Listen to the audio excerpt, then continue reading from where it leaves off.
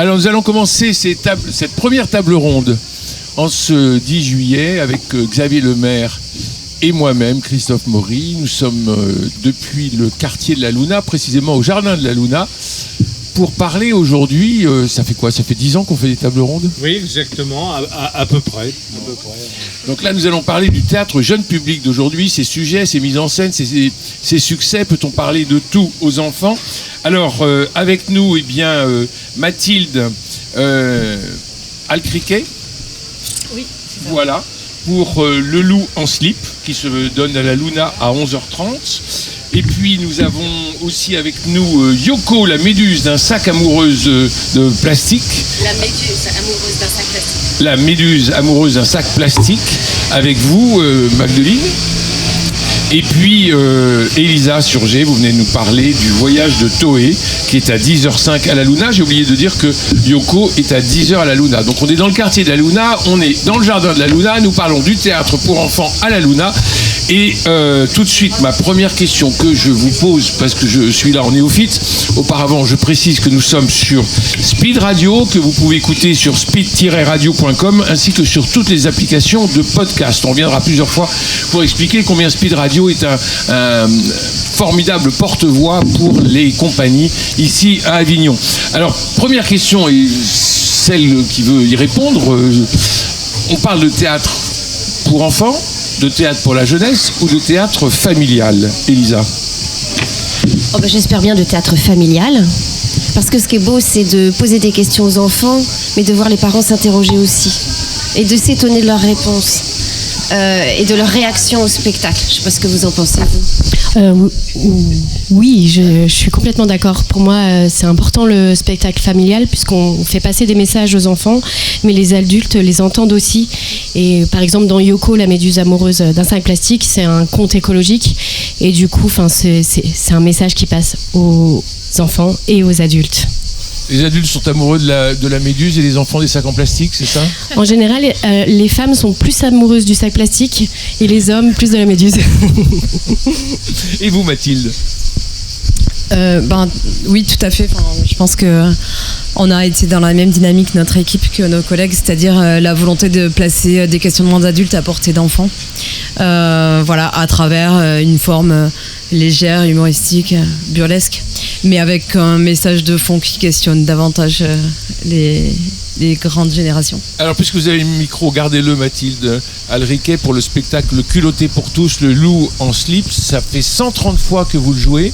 C'est votre premier Avignon. Vous venez de Lyon et de la région lyonnaise. Donc, que raconte ce spectacle ? Alors en fait, on s'est inspiré d'un album pour enfants qui s'appelle Le Loup en slip, qui est un spin-off de la série Les Vieux Fourneaux. Donc cette histoire qui est publiée chez Dargaud. Qui est publiée chez Dargaud, oui, tout à fait, ouais, c'est ça.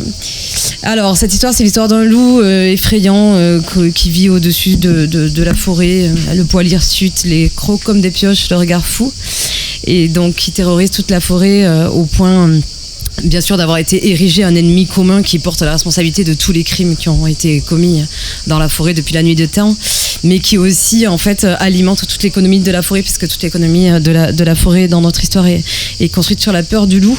Donc on a des cours de défense anti-loup, des anxiolytiques pour se protéger, pour canaliser la peur du loup. On a des spécialistes qui font des conférences pour apprivoiser la peur, et donc des journalistes également, bien sûr, qui titrent les journaux à chaque fois que quelque chose de suspect se passe, donc pour accabler tout de suite le loup, voilà. Et puis un jour, le loup débarque vêtu d'un slip en laine, et là on découvre les dessous de l'histoire. Les dessous. Ouais, c'est ça. Il arrive en dessous pour qu'on découvre les dessous, mais finalement c'est un loup gentil. Et oui, il y a bien, oui. Donc c'est très Greta compatible, votre histoire.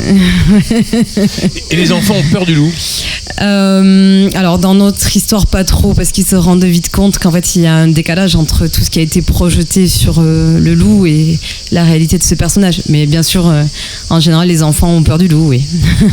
Mais bon, on se rend compte dans cette histoire aussi que nous aussi les adultes, des fois on est un peu comme les enfants. On a peur, mais on prend pas toujours du recul sur nos peurs. On est un peu comme les enfants qui ont peur du loup sans savoir pourquoi ils ont peur du loup. Virginie, vous venez d'arriver, bonjour. Est-ce qu'on posait la question tout de suite de parler de théâtre pour enfants ou de théâtre familial? La différence, le lien? Oui, comment vous le sentez? Les deux. Je le sens les deux. Séance familiale, oui, partage de thèmes, partage de pièces, partage de textes, partage de musique. Et ensemble, en famille, intergénérationnel même, je dirais. Et théâtre pour enfants, oui, à partir du moment où on le partage aussi avec ses copains, ses camarades, en version séance scolaire. L'une et l'autre, à partir de quel âge vous vous adressez? On s'adresse à partir de 6 ans. Donc 6 ans, ça c'est pour Yoko, la méduse amoureuse d'un sac plastique. Et vous? 4-5 ans. 4-5 ans pour le loup en slip. Vous? Alors, pour le voyage de Toé, moi je pense que c'est à partir de 3 ans. Mais il y a des petits qui viennent à partir de 18 mois. Ah mais c'est tout petit. Oui. Et le spectacle s'adresse aux enfants en général jusqu'à 6 ans, 6-7 ans. Et vous arrivez à les gérer, les tout petits?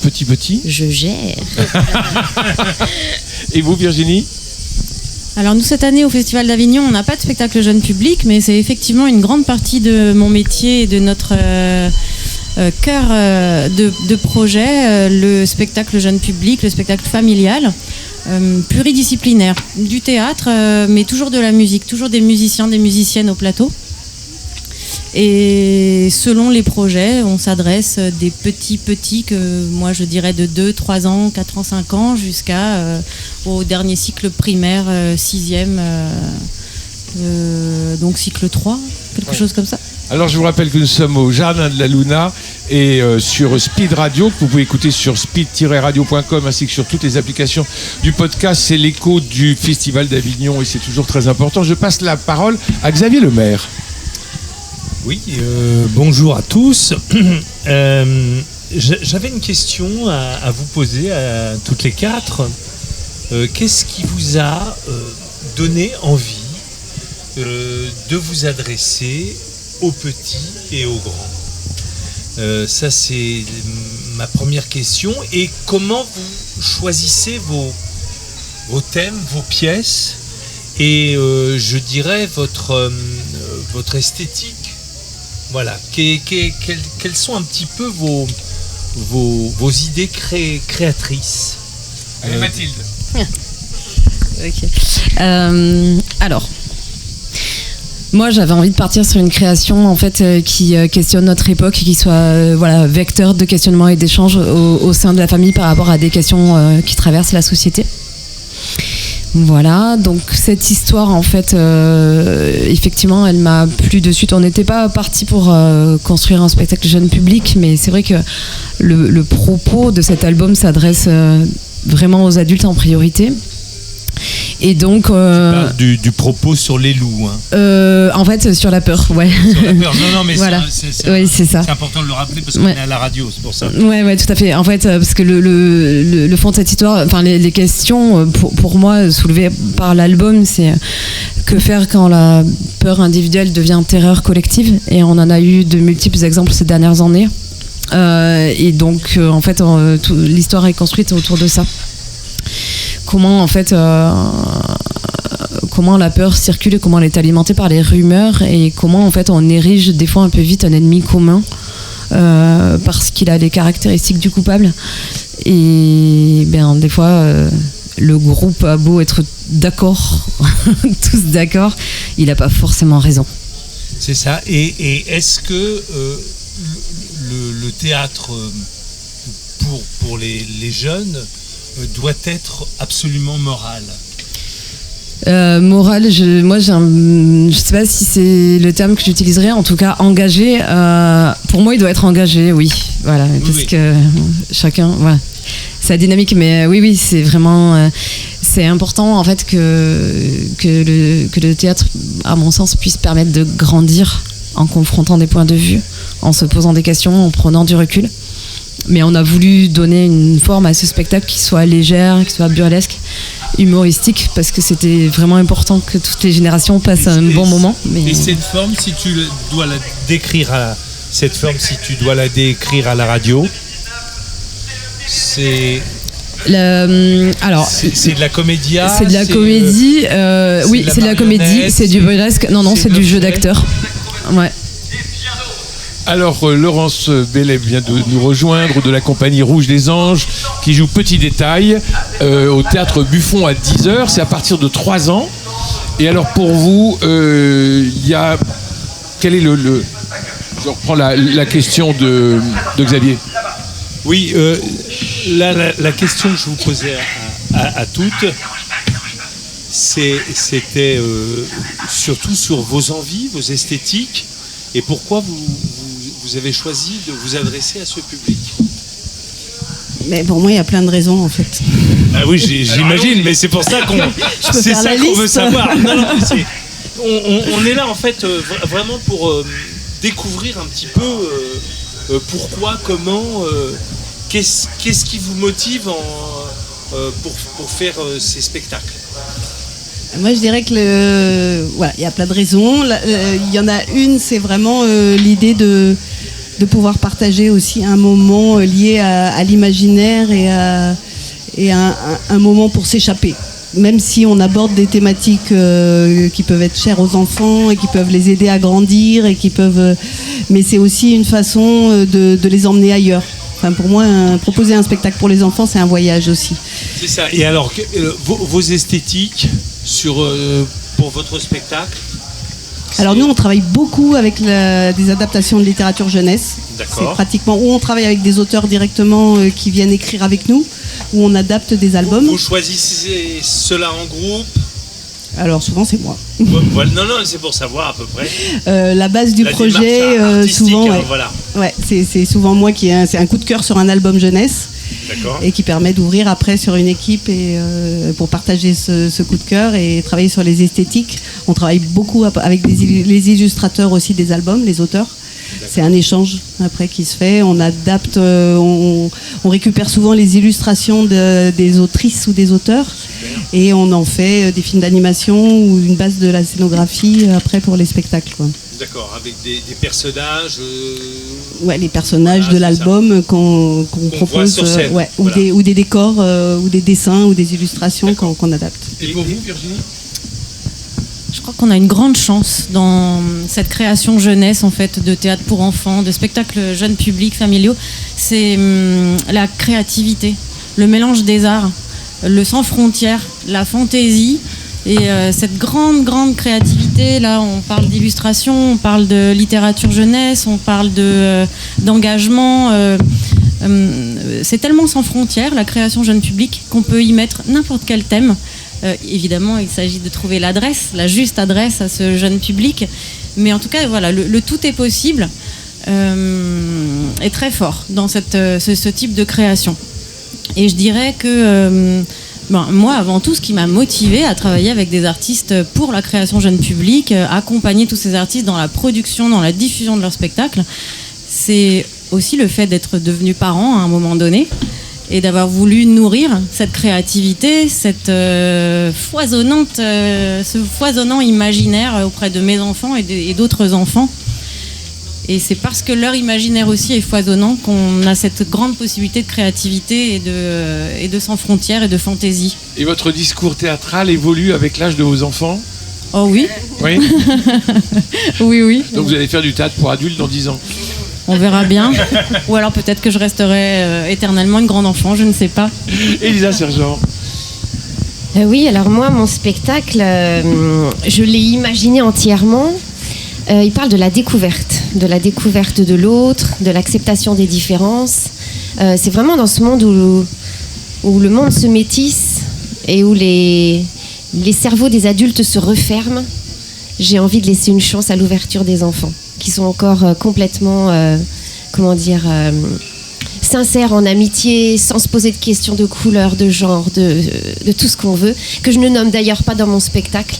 J'ai choisi pour ça des objets et des animaux pour parler en toute liberté de tout, mais c'est le fond du spectacle, la découverte de l'autre. Madeleine.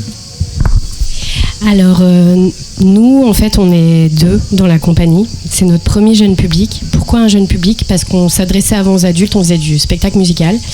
Et là, j'avais envie qu'on élargisse un petit peu plus cet imaginaire. Pour moi, s'adresser aux enfants et aux adultes, c'était important puisque on fait du théâtre engagé, c'est du rire en réfléchissant. Donc pour nous, c'était aussi important que les enfants participent à ce qu'on a envie de raconter. Donc l'auteur, en fait, c'est le cofondateur de notre compagnie, c'est Thomas Canariato, qui a écrit le texte en fait pendant un des confinements, lequel je ne m'en rappelle plus. Et du coup, en fait, il a vu un article qui disait qu'en 2050, il y aurait plus de plastique dans l'océan que de vivants. Et c'est de là où est partie en fait l'histoire de Yoko. Il a imaginé donc un Roméo et Juliette des abysses. Donc moi, quand je l'ai lu, je suis également danseuse. J'ai vu tout de suite de la danse, donc je suis partie de là. C'est de la danse, c'est du théâtre, il y a beaucoup de musique.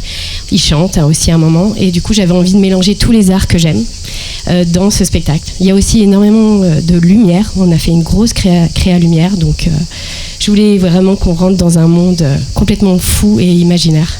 Il y a une quinzaine d'années, une autrice formidable qui s'appelle Geneviève Steylenk avait écrit une pièce qui s'appelait « Au secours, ma planète est malade », il y a 15 ans. Et ça a été énormément joué dans les écoles. Je vous pose la question parce que j'entends bien un peu les dénominateurs communs de ce qui vous motive. Faut-il absolument que le théâtre pour enfants soit un théâtre à message, un théâtre éducatif, ou est-ce qu'on peut laisser simplement un théâtre de poésie, de féerie et de rire ?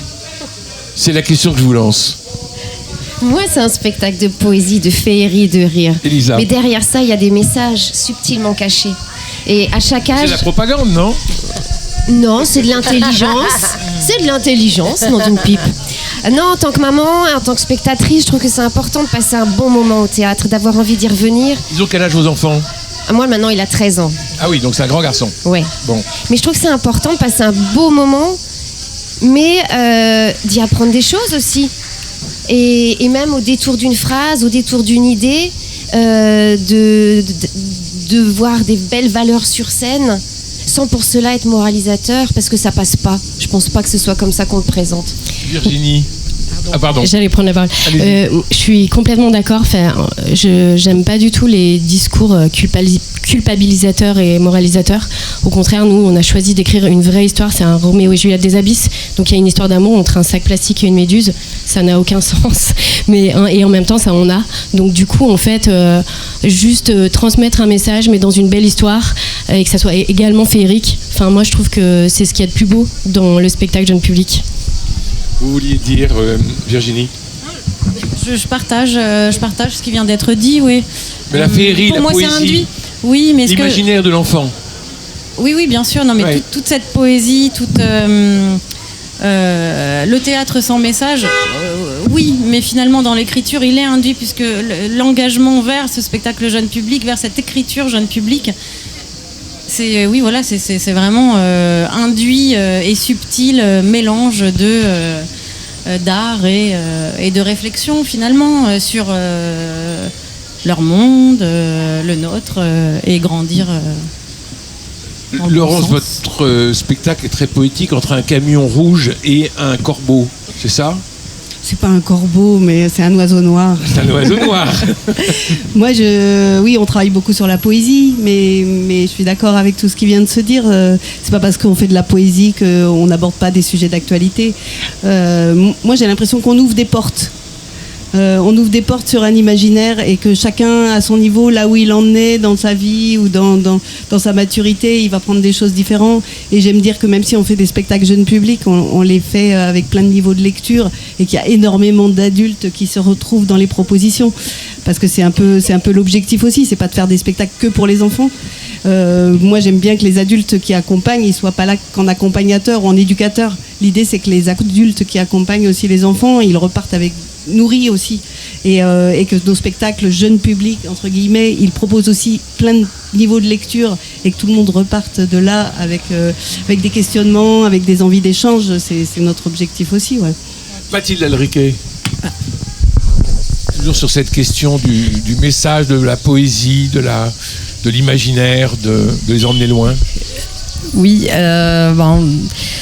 Tout à fait, c'est ce qu'on a essayé de faire nous aussi à notre niveau, c'est-à-dire recréer un univers dans lequel on embarque le public, soulever des questions mais pas imposer des réponses. Ça, c'est vrai que je partage tout à fait, c'est hyper important, quoi. Et ensuite travailler les esthétiques, c'est vrai qu'on est passé par plusieurs versions du spectacle pour essayer de trouver la forme qui nous paraissait la plus adaptée, qui puisse répondre en fait à le plus large éventail possible de public en termes d'âge. Alors moi j'ai eu la chance d'interviewer le guignol du jardin du Luxembourg à Paris, où ils sont depuis 4 générations, et il me disait qu'on ne peut plus avoir de coups de bâton. Parce qu'il ne faut plus que les enfants voient de la violence. Alors Niafron et Guignol qui s'affrontaient avec des bâtons, ça ne marche plus parce qu'il ne faut pas donner de l'agressivité aux enfants. Alors j'ai assisté avant l'interview au spectacle. Alors vous avez une danse des fleurs. Voilà. Et les enfants s'emmerdent. Mais il y a la danse des fleurs. Alors c'est féerique, hein, c'est très joli. Mais il n'y a plus le attention, il y a le coup de bâton. Est-ce que les unes les autres, vous pensez qu'il y a des choses qui changent dans le théâtre pour enfants, le théâtre familial, c'est-à-dire qu'il doit être plus doux, moins agressif, enfin je vous lance ce pétard. À vous Mathilde.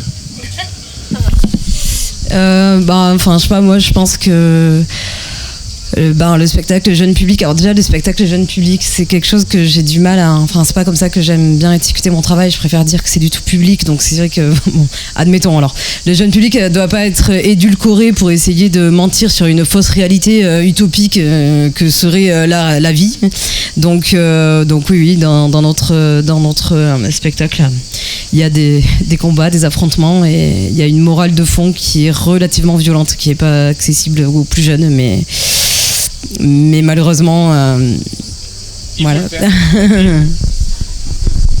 Je suis d'accord avec ce que dit Mathilde. C'est important de parler de la réalité de ce qui se passe aujourd'hui. Il y a de la violence. Donc nous, on parle beaucoup dans le spectacle de la vie et de la mort. Parce que c'est vrai que c'est un petit peu tabou aussi, ces sujets-là. Et on se questionne là-dessus. Et du coup, je trouve ça important quand même. Nous, on fait la guerre des plastiques. Enfin, c'est 2 gangs. Hein. C'est les plastiques contre les vivants. Donc c'est quand même la guerre. Hein. Il y a une envie de pouvoir. Donc ça aussi, ça se reflète avec aujourd'hui et notre société. Donc je pense que c'est important. En fait, on ne peut pas cacher les choses aux enfants. Ils le vivent déjà, en fait. Surtout qu'ils le vivent partout, Virginie. tout le temps, au quotidien.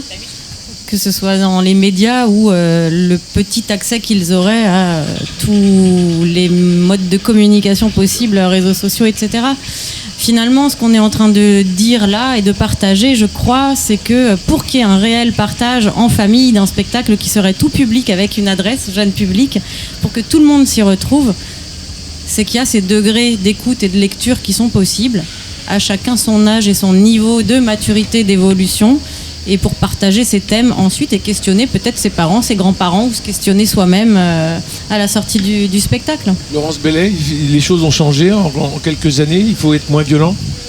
Moi je ressens pas ça. Non. Moi je ressens justement l'idée qu'ils sont bombardés de plus en plus par des images violentes, que ce soit les dessins animés, que ce soit tous les propositions, quand j'observe ce qui se fait pour les enfants actuellement au niveau des dessins animés ou de la proposition des chaînes télé, mais ils sont bombardés d'images, tout va trop vite, les personnages parlent trop vite, il y a trop de débit, il y a trop d'images, tout va très vite, on voit comment on monte les films actuellement, c'est tout avec des séquences de plus en plus raccourcies.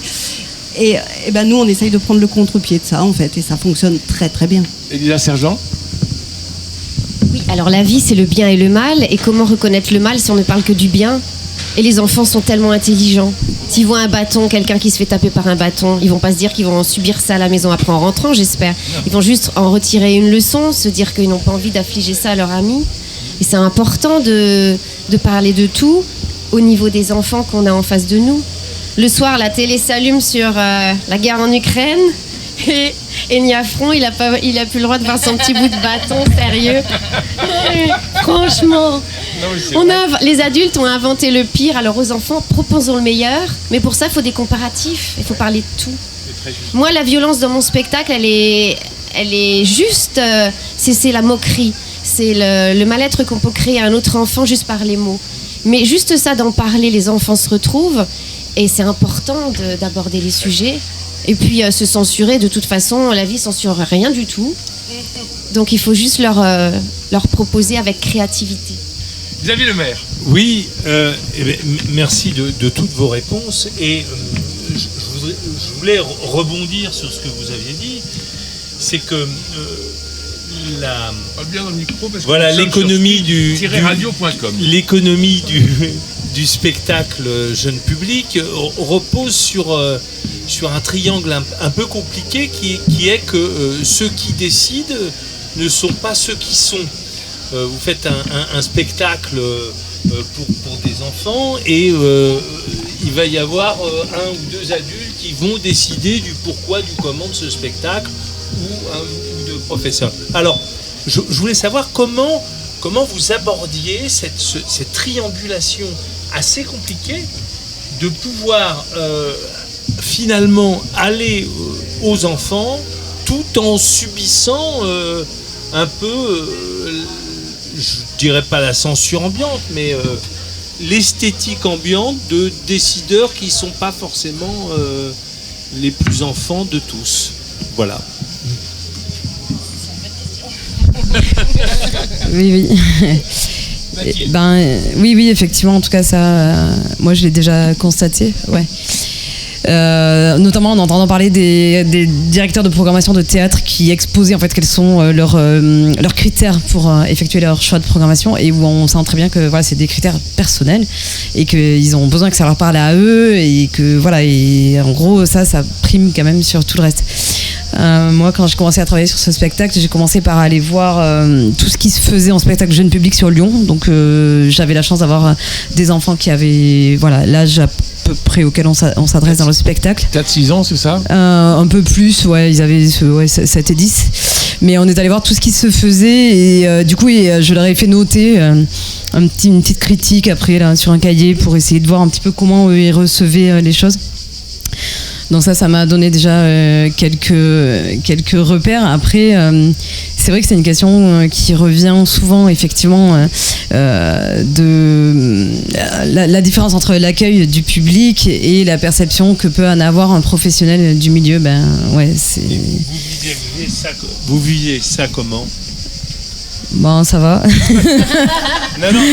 Non, mais ça vous fait changer par moment non. Votre spectacle ou peut-être vous dites on va essayer d'imposer ça, on va essayer d'être plus pédagogique avec ces gens-là. J'en sais rien. Moi j'ai toujours eu des enfants dans les pattes quand on crée, à toutes les étapes de la création. Ils ont toujours donné leur avis, ils ont fait des retours. Pour moi c'était hyper important. Et moi j'ai choisi de me fier au retour du public pour faire avancer mon travail.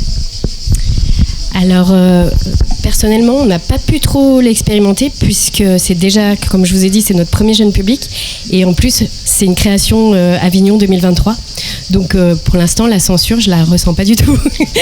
Au contraire, je me sens assez libre. Je rappelle que c'est à la Luna à 10h, et c'est Yoko, la méduse amoureuse d'un sac en plastique. Donc, c'est votre tout premier, et pour enfants, et Avignon. Exactement. Et vous utilisez combien de sacs en plastique par représentation ? C'est toujours les mêmes. Tout est récupéré.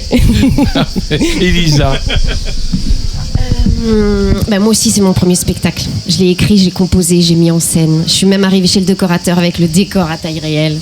Donc, je découvre tout, mais je me dis qu'il ne faut pas se censurer. On a la chance de ne pas être à la télé où on nous demande un cahier des charges. C'est ça qui est beau dans la créativité, je trouve, des spectacles jeunes publics. Et j'espère de tous les autres spectacles, c'est les propositions uniques à chaque fois. Tu ne t'es jamais dit je ne vais pas pouvoir faire ça parce que sinon ce spectacle ne pourra pas passer là ou là. Non, au départ, j'aurais peut-être dû. Hein. Non, mais justement, c'est intéressant quand même. Non. Pas de censure. Parce que c'est une chose que je rencontre souvent dans les discussions avec les compagnies. C'est pour ça. Non, et puis j'espère ne jamais me la poser en fait, parce qu'on n'est pas là pour rentrer dans des cases. c'est bien de garder son âme d'enfant. Alors j'espère qu'à cette table on l'a. Et puis il faut que les gens qui s'adressent au public gardent aussi une âme d'enfant. Parce qu'un enfant ne vient pas avec des idées préconçues de quelqu'un qui a vécu toute sa vie. Il a besoin de voir des spectacles ludiques, des spectacles intelligents, mais pas des spectacles formatés. Oui, tu penses que le pouvoir de ton imaginaire, je dirais, là où il y a la volonté, il y a le chemin, et ça va peut-être susciter l'envie des autres. La créativité, l'inspiration, c'est un mystère. On a des déclics, des petites bulles comme ça qui arrivent, qu'on explique après coup, mais si on nous disait, tiens, tu mets ça là, ça, oh là là, l'ennui. Ou alors vive les commandes, mais j'ai pas encore eu droit. Vous êtes toujours sur Speed Radio, speed-radio.com, ainsi que sur les applications de vos podcasts préférés. Virginie Sergent, vous avez eu le sentiment de vous censurer, d'auto-censurer, de comment ça se passe pour répondre à Xavier Lemaire?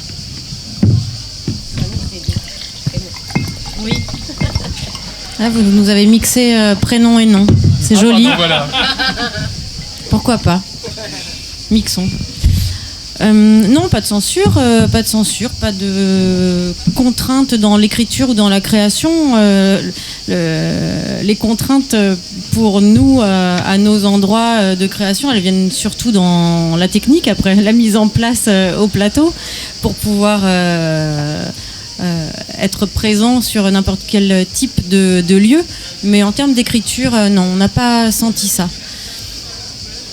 Il se peut que certaines thématiques, mais plutôt musicales pour le coup, et pas théâtrales, chez nous, dans nos spectacles, plutôt dans des concerts de rock, où on revient vraiment sur des musiques actuelles et la veine un peu rock tirant sur le métal, où là, ça peut un peu crisper certains programmateurs, programmatrices, qui ne seraient pas issus des musiques. Voilà.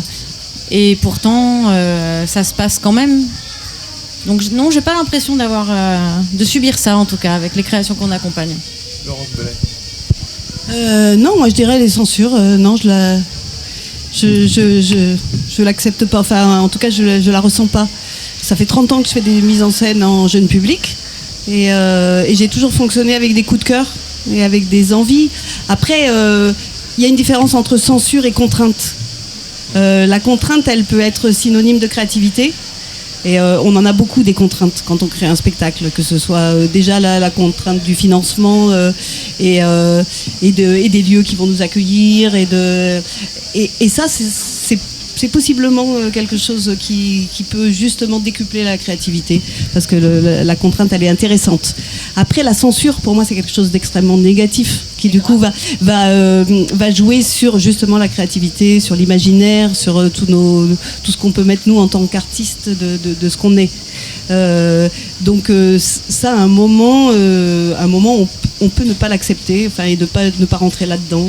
Et je crois que beaucoup d'artistes font ce choix-là, d'accepter des contraintes parce qu'on est obligé, et qu'encore une fois c'est riche.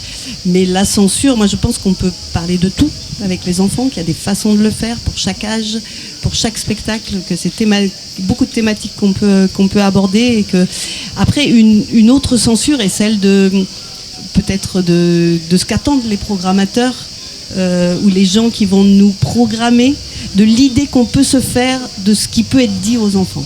Et ça, c'est quelque chose qu'on ressent. C'est vrai que c'est beaucoup plus facile de monter un spectacle jeune public adapté d'un album jeunesse ou d'un auteur ou d'une autrice très connue. Là, c'est très clair. On nous incite très clairement à travailler avec des gens un peu en vogue, ou des histoires qui vont fonctionner, où les instituts vont avoir envie d'emmener les enfants. Ça, c'est très clair, on nous le fait bien sentir. Mais je trouve que notre rôle aussi, nous, de créateurs, créatrices, c'est justement de défendre un autre type de langage, et de défendre aussi l'idée originale. Et justement, pour rebondir sur cette notion de contrainte, comment vous préparez vos productions, justement? Comment vous démarrez pour vous dire... j'ai une idée, je l'amène, et quel théâtre je vais choisir? Est-ce que vous avez des partenaires particuliers? Est-ce que vous partez comme ça à la pêche? Bref, est-ce qu'il y a un marché spécifique? Oui. Est-ce qu'il y a un marché spécifique pour le théâtre pour enfants? Est-ce que vos partenaires sont vos interlocuteurs sont des gens qui ne travaillent que pour qui ne cherchent que du théâtre pour enfants, par exemple? Non, pas du tout. C'est vraiment le théâtre jeune public fait partie de la pluridisciplinarité de programmation de théâtre, de centres culturels, de festivals. Bien sûr, il y a des lieux dédiés, mais ils sont peu nombreux. En France en tout cas, et bien sûr qu'on a des partenaires dès la naissance des projets. Alors peut-être laissant aller l'écriture, la partie créative des artistes, fournir le texte, la musique, et puis à un moment quand il faut se diriger vers le plateau et commencer à répéter en équipe, c'est le moment de la recherche des partenaires. Et avec quelques années d'expérience, on peut se tourner plus facilement vers tel ou tel directeur, directrice de lieu en se disant tiens, c'est une thématique qui peut là ou le toucher davantage, ou des programmations à thème dans l'année, ça c'est possible. Mais évidemment, il est essentiel aujourd'hui d'avoir des partenaires de création type théâtre à nos côtés pour porter les différentes étapes de résidence jusqu'à la première du spectacle. Et vous, Laurence, qui avez beaucoup de spectacles à votre actif, vos interlocuteurs sont toujours les mêmes ou vous avez des interlocuteurs spécifiques pour le théâtre pour enfants? Comment ça se passe?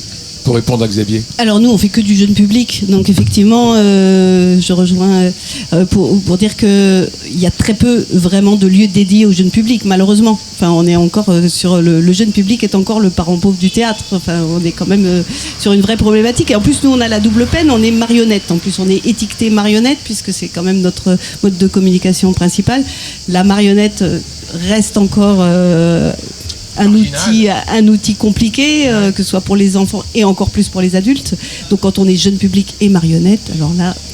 Mais heureusement, il y a plein de choses qui se développent depuis plusieurs années, mais c'est très très long. C'est très très long pour faire reconnaître le théâtre jeune public. Ça prend beaucoup de temps.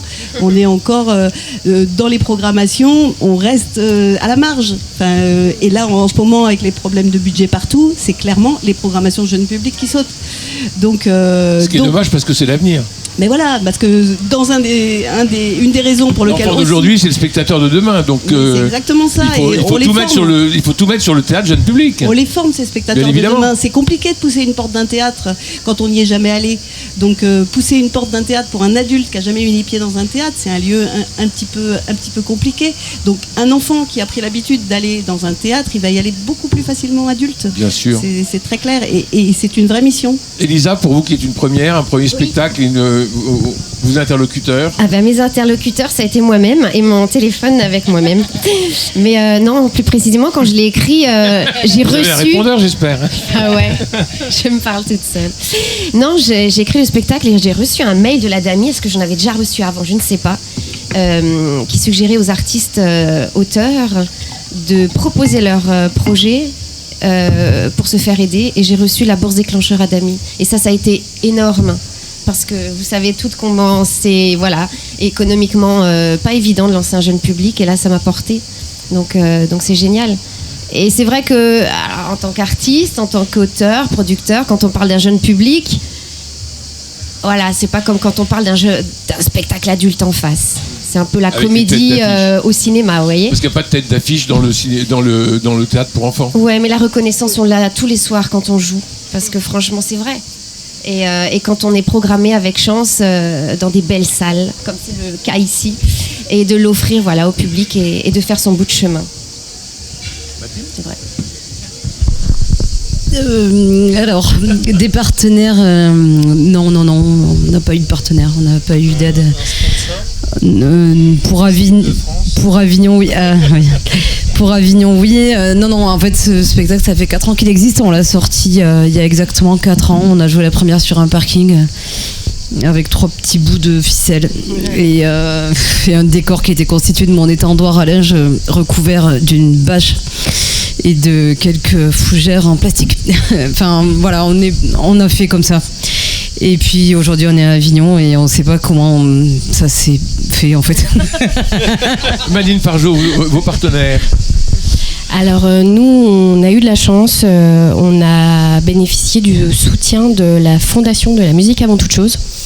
Du coup, ça nous a permis de bien démarrer le projet et de penser à une scénographie et d'avoir quand même de l'argent pour créer donc des costumes, une scénographie, la lumière, etc. Et ensuite, il y a la ville de Bagnolet, puisque je suis du 9-3. Et donc le Théâtre Le Colombier qui nous ont donc offert des résidences, donc ce qui a pu nous permettre de répéter, de créer, commencer à créer le spectacle. J'ai envoyé un mail à la Luna pour comme ça. En plus, je savais même pas si on avait les moyens de faire le festival d'avenir. Parce que il a une très bonne réputation. Voilà, on peut le dire puisque nous sommes au jardin de la Luna et vous pouvez nous écouter sur speed-radio.com ou sur toutes les applications de podcast, sur Speed Radio naturellement. Vous pouvez nous rejoindre au Théâtre de la Luna parce que maintenant nous allons donner la parole à nos amis qui nous écoutent. Vous avez peut-être des questions, des moments d'enthousiasme, des interrogations ou des commentaires à faire. Voilà, donc je crois qu'on a un long silence anglais. Donc je crois qu'on a répondu à peu près à toutes vos questions. Si Stéphane Baquet. Tiens, prends celui-là. Alors en fait, bonjour, moi je suis celui qui a programmé ces spectacles, j'en suis très fier. Alors pourquoi ? Parce que... Voilà, pourquoi ? Parce que il faut du théâtre pour enfants, il y a peu de théâtres en fait sur Avignon qui font des spectacles pour enfants. Alors c'est quoi la différence entre du familial, enfin non, c'est pour enfants et jeune public. C'est quoi la différence ? J'en sais rien, moi c'est uniquement une tranche d'âge je pense. Là je vois sur cette table, autour de cette table, il n'y a que des femmes. Donc c'est souvent le cas. Moi j'ai eu quelques hommes quand même, mais c'est souvent les femmes parce qu'il y a le côté maman peut-être, je sais pas. Il y a quelque chose comme ça, j'en suis très très heureux. Et là en fait on a 5 spectacles pour enfants, enfin 6 mais ils jouent en ce moment parce qu'il y a aussi des créneaux d'après-midi. Donc le choix a été fait déjà artistiquement. Le choix a été fait aussi pour éviter qu'il y ait des concurrences entre les uns et les autres dans le genre. C'est ça qui est important aussi. Et que voilà, il y a de la musique, il y a des marionnettes et du sable. Oui. Et il y a un autre spectacle qui... Les marionnettes et le sable, c'est au Théâtre Buffon à 10h pour Petit Détail. Et allez, voilà. En scène par Laurence Bellet. Avec Denis Lagrasse et Laetitia Besson. Et le fait de prendre aussi des créations pures pour Avignon, c'est des challenges intéressants. Donc comme je disais, sur les 50 spectacles qu'on a par jour, on en a 22 en création pure. Voilà, donc c'est un vrai choix que nous on fait aussi, et je trouve que c'est un peu plus compliqué, parce qu'il y a, comme vous disiez, il n'y a pas de tête d'affiche. Donc c'est plus compliqué alors après, à part le loup en slip, qui a quand même une renommée aussi, donc il y a une peut-être facilité, mais même il faut que le spectacle il soit bon. Et il l'est, donc forcément il y a des jeunes qui arrivent et puis il faut les éduquer. Voilà, et je suis très content. Merci à vous mesdames d'avoir accepté. Merci et bravo Stéphane Baquet pour l'organisation de tout cela avec Dominique Thésio qui est, comme on le sait, la patronne de ce quartier. Luna, c'est la mère. C'est la mère. Une femme toujours, pas encore, une femme toujours, évidemment. Est-ce que vous avez encore des réactions ou nous arrêtons là, tranquillement ? Vous avez d'autres questions à poser, Xavier Lemaire ? Non, je voulais vous dire merci de vos réponses qui nous éclairent beaucoup. Et c'est important parce que c'est vrai qu'on le théâtre jeune public crée des fantasmes justement de se dire est-ce que c'est créatif, est-ce que si, est-ce que ça. Je trouve que vous avez beaucoup éclairé sur le choix. Parce que c'est important de voir que ça reste une œuvre créatrice à part entière. Alors Xavier Lemaire, j'ai une question dans la salle. Ce n'est pas une question, mais je voulais vous répondre. Vous avez parlé tout public avec la différence entre enfants et adultes. On s'est retrouvés avec mon compagnon, les seuls adultes, à des spectacles d'enfants parce qu'on a beaucoup aimé et que l'histoire nous a beaucoup parlé. Donc, ça s'adresse vraiment à tout public. Donc, on n'a pas besoin de venir avec les mioches, on peut y aller tout seul. Vous voulez rajouter ?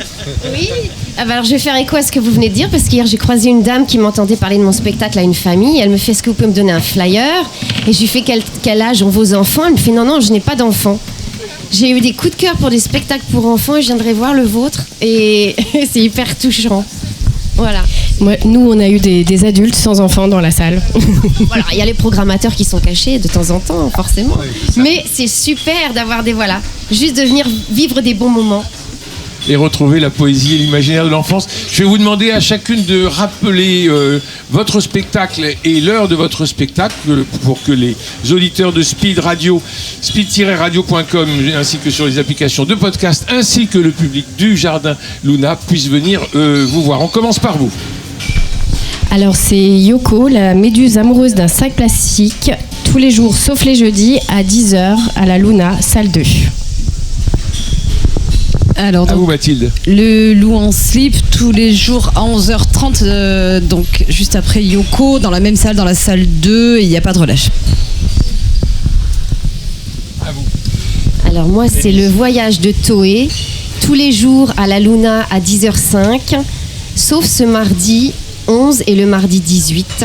Oui, voilà, vous êtes comme les musées nationaux, vous fermez le mardi. Oui. Voilà, donc tous les jours, le voyage de Toé à 10h05 à la Luna. Un conte musical. Conte musical. Virginie.